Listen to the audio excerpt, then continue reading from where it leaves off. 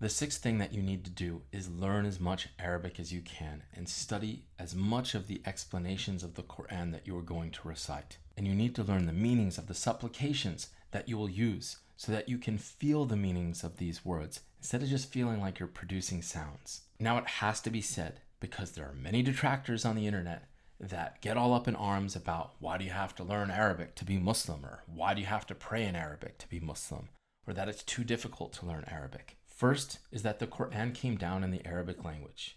It could have come down in Latin or Chinese or Bantu or any other language for that matter. And then we'd be having this same conversation about why do I have to learn such and such language? Why Allah chose one language over the other is known only to Him.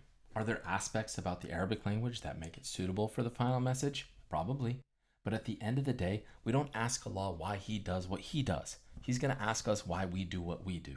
The Quran came down in Arabic. It is what it is. And the reality is that reciting the Quran in Arabic helps preserve the integrity of the Quran and your ability to understand it as it was intended. No translation does it justice, and that can be said for nearly every document put to paper, regardless of the language. Translating something decreases its vibrance and meaning.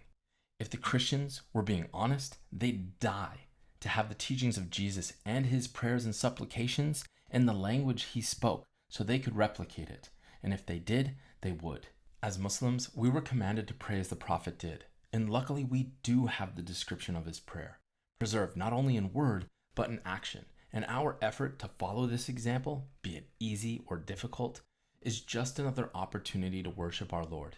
And if we find it difficult, our reward will only be greater. Luckily, Arabic is actually an easy language to learn, and you don't need to learn an enormous amount to pray. In fact, it's quite simple and done by hundreds of millions of non-Arab speakers all over the world.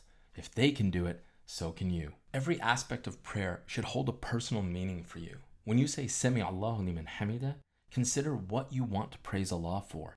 When you recite Subhana Rabbil A'la or Subhana Rabbil Azim, reflect on what that means to you.